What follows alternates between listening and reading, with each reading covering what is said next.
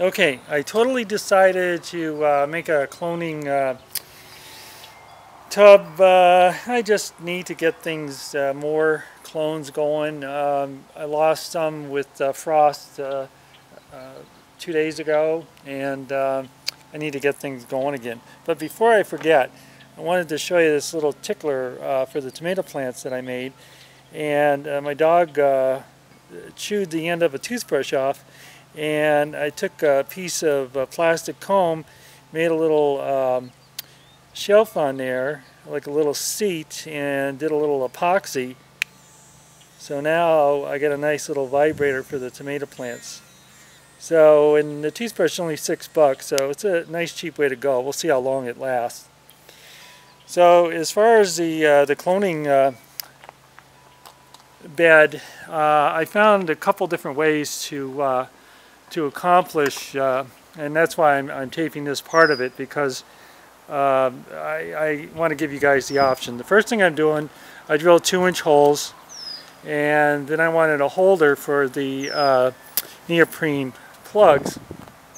So what I did is I just got some 2-inch cups, and then what I did is I cut the bottom part off so that they fit in there nicely, and then the neoprene plug goes in there for the clones.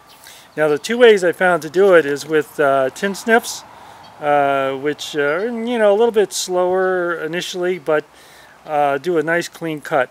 And the other way I'll show you is with the bandsaw that leaves them raggedy, and then I end up having to do a little sanding to clean them up, or use the tin snips to clean them up, so it's not really any quicker. And I'll just bring you into the bandsaw so you can see what happens. Okay, hopefully it's in focus and won't be too loud.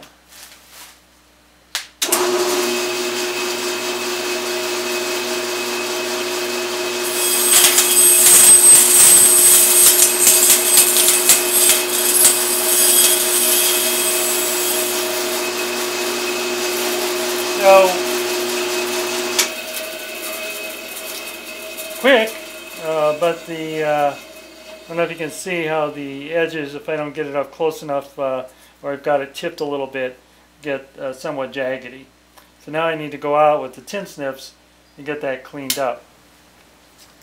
Alright, so I think the my preferred way is definitely to use the tin snips.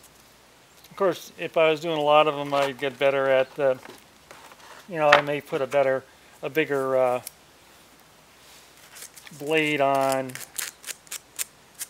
or find another, I don't know, alternative. But the tin snips really do work fairly well. So the buckets I'm going to use, I got them at Lowe's, 2 for $8.97, 8 gallons each. Okay, guys and gals, this is just sort of a preliminary view of what's going on.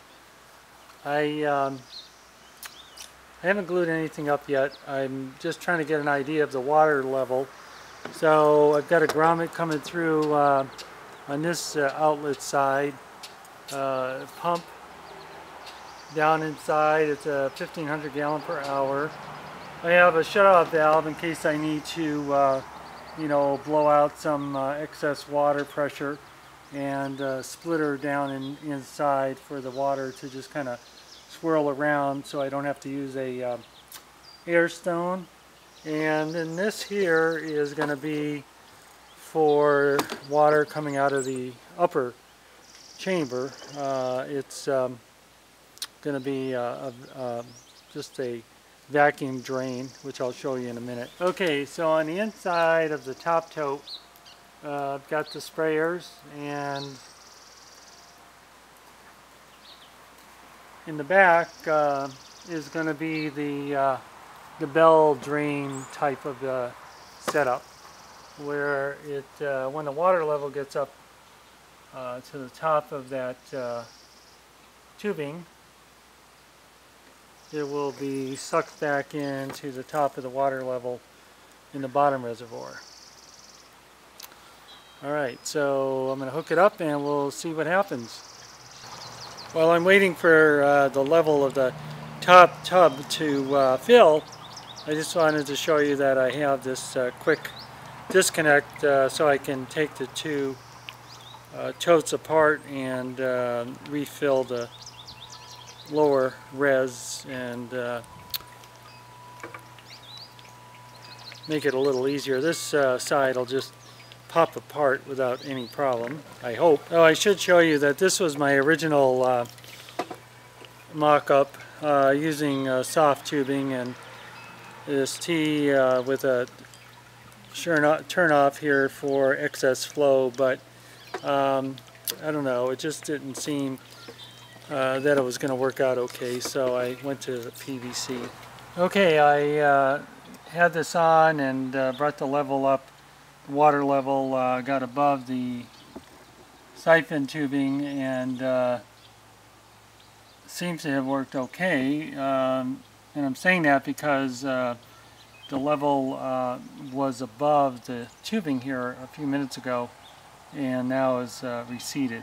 So it's not going real fast, but I'm hoping it's going to keep up with the misters, but I'll have to wait and see on that. So the side right here, this port is blocked off, and that'll be in case I want to add another line of misters on here. So that's where we're at for now, and I'll keep you guys posted. I don't know, trying to get all these parts to match up is like totally crazy. It's like everything is proprietary and then nobody carries all the right parts. But this level's still going down, so it's working. I think we'll be fine. I'll be fine. Thanks. Okay, system's been running for just about a half hour now and no leaks. Everything seems to be quite dry. Grommets are snug. Fittings are together.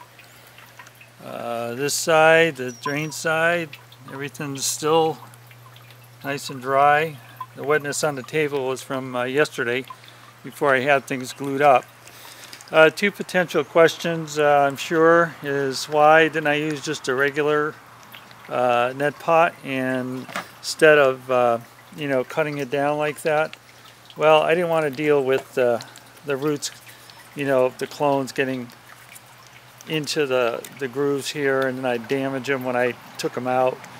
The other thing is why the two bucket tiered system. Well, I just thought if I use it as a grower, you know, with not all these cups, it'd be easier to fill and drain the res without damaging the root system. And even now with the clones, I'm hoping it's going to be a lot easier just to undo the two buckets and take the top bucket off, lay it down without any kind of disturbance, and refill the bottom bucket. So let's take a little peek inside here.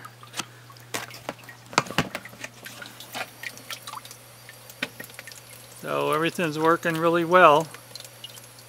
Can't wait to get it started here. So this is the configuration for now.